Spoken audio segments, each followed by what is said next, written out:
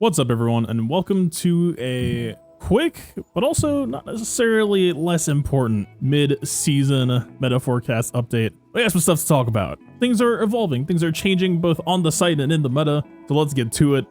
First and probably most important thing is we are making some changes to the structure of the guides themselves.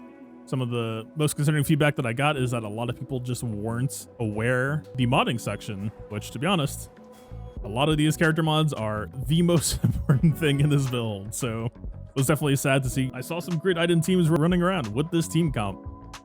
And no tenacity, sure, you're still gonna die to Wampa. It made me sad. So we're doing a overhaul on this section, hopefully to get the most important information in front of you as fast as possible. The gold star here is kind of signifying required.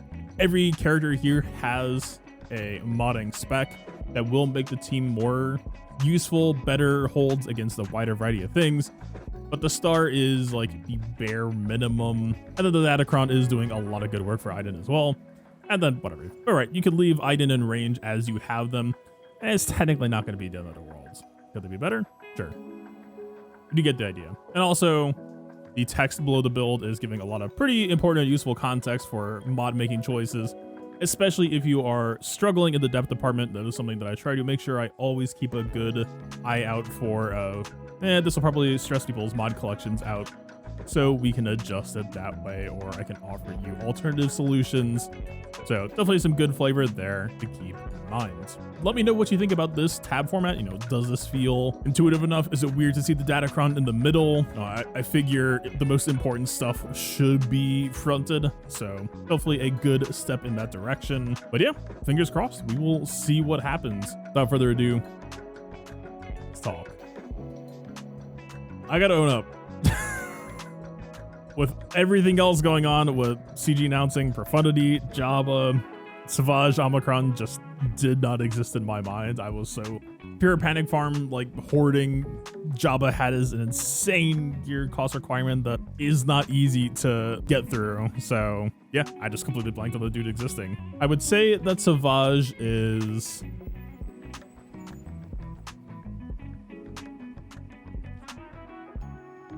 pretty good, it turns out. Yeah, you build him right, you give him the right level 6 Datacron, he kind of just doesn't die to everything except for like 2 teams. So that's an L on my part. I will take it gladly because I love it when characters are good, and I think Savage is very, very good right now. I mean, he legitimately stopped my round 2 from clearing. He got me the win in my round 3. But right now, I mean, you know, the meta will adapt. There are 2, possibly 3 angles that can beat him right now. I assume people will try to theory craft more. He's hot, he's swinging hard, he's swinging fast, he is taking names. I cannot say enough good things about this character. Also, when I originally did the rating for him during the theory crafting stream, key misunderstanding in his kit that completely pushed the needle for me. I thought he regenerated his team and gave them Terminator. That goes to him. It's a weird way that they wrote the sentence. Savage, nuts. I mean, I'll have like this right here. This is an initiate. This is a initiate Datacron, the level 7. You see them blowing up Galactic Legends. He timed them out. I don't know how he timed them out. He should not, on paper, there should not be a timeout. She has stacking offense and armor pen, I believe. He did. He is finishing with full protection. Like, this man is a menace to society and everyone else except for himself. I love it. He is pure chaos himself. Maybe possibly an overreaction. Maybe I'm going too hard, but I'm having a blast with him. I put him at the top of S tier. I think maybe not bottom rear, maybe top side. It's a little bit hard to say, but for now I've been using him bottom rear. I think once opponents know that it's coming, probably makes it more of a top front type placement. If you're posting Amalgus fronts and they don't see Talon and you have DR topside, let's say, you're kind of telegraphing it anyway, and a smart opponent can get the read. Just keep it in mind. If you've got the team, a lot of your problems are going away anyway, so you're in a pretty good spot. This 3v3 season in general has been very interesting because the way that I approached this was very 5v5 centric. You know, you have these crazy blowout teams, your star running back. And I don't think this 3v3 season is like that. This 3v3 season has really been about going wide on tricky teams and looking for, once they get through, let's say 10 to 12 teams, those last 2 to 3 are where you tend to pick up a lot of grounds. First things first, yes, Church of Iden is in effect. Tenacity Shore is doing his job. He has made the transition. Grid is helping a lot there as well. It's very good stuff. I was really worried about Radis beating her at the start of the season, but people are using Radis on defense every single round. So that's one of her natural predators that she doesn't necessarily need to care about right now.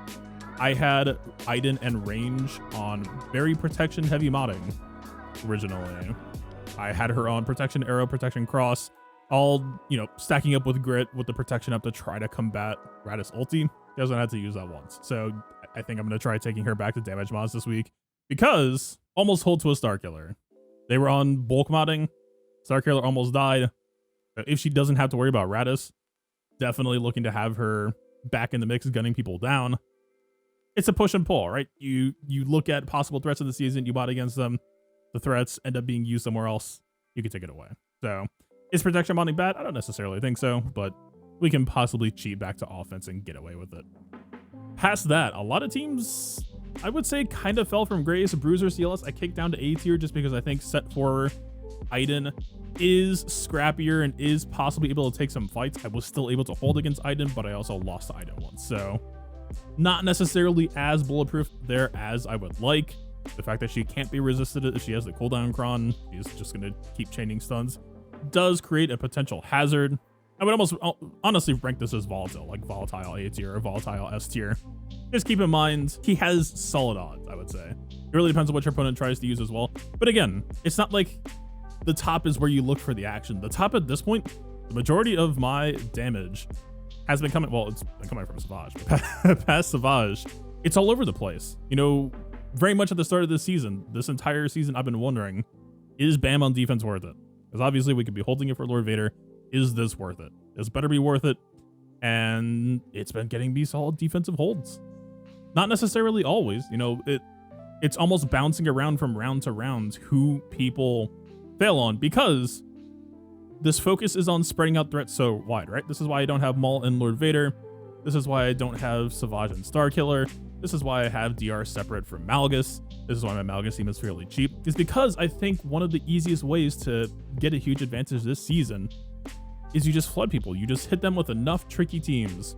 Now, TFP, I will say, TFP seems to be fairly solvable. He got me 1 hold this season out of 6 battles, well, out of 5. But he did get 1, and that 1 ended up mattering. The way I like to think of this is you're throwing out a fishing net. Big old fishing net. By the time that they get through 15 teams, you drain them of enough resources. They pull 5 GLs. They can only GL overkill 5 teams. And usually, the way that this works is built to not require, but as close to require as possible, a GL overkill, right? Non-GLing stuff like Starkiller, right? Gas, appropriate title, you place a bottom front. A lot of people will just use a GL on him. I'm very, very happy with how this season is shaking out, working out very well for us as well. We are back in the top 8 the last week of this GAC. I'm excited. I'm a little bit shocked because I didn't tell myself I was going to climb. I told myself to stop screwing up offense as much. Just don't crash and burn on Lord Vader this hard. That's all it takes, apparently. I really do think that heavy focus on defense is buying you a lot of room to make mistakes on offense, which really just gives you a more relaxed GAC round, right? You don't have to be perfectionist. You just have to do better than they did. And chances are your defense is trickier than theirs is, so chances are they're going to bleed more than you will. It's been working out. I have denied, I want to say definitely 1, I think 2 players from full clearing, and we only post 1 GL. Things seem to be working, so definitely feeling good on that. Is stuff like this Vader necessarily going to blow your socks off? No. All I would care for Vader to do is either make Fennec be RNG or dissuade people from using Fennec. You just want to trade it for SLK, right? That's entire ball game. So yeah, a lot of teams have shifted around, kind of marked down CLS, marked down Starkiller. DR is up. I do think that he has passed the test and held true. He has gotten me holds on defense, and I have felt the pressure on offense. I know people will normally de-associate armor with Darth Revan because of ferocity, but ferocity only happens when you take your first turn. That armor is going to matter when they're going first, trying to solve your team, trying to bring something like troopers. Non-GL teams are going to sweat. In fact, he honestly could possibly go back to his bottom front role. That is how Turbo Malik has functioned in many of the past seasons. I should just figure that as long as the bottom front is all pulling GLs, or the majority of them are pulling GLs, stick him top side, because he does put out that type of pressure. I think he's a ringer that we kind of want to see in there. I'm happy to keep seeing them in that spot. Maul Mandos is getting solved for a little bit cheaper, so I marked them down. Vader, again, I left him in A tier just because a lot of people are using SLK. I think it is scary enough to be doing its job. Was kind of messing with damage Lord Vader mods, but I don't think it's necessarily worth it. Dash, also honorable mention. My concern about Traya beating him does seem to be pretty correct. It really depends on your opponent's triumvirate quality. If they're all R5 triumvirate or lower, it's possible that he has a chance at holding, depending on your dash. If you damage mod him, stuff like that. The majority of my opponents have been triumvirating him consistently. I have been triumvirating them consistently.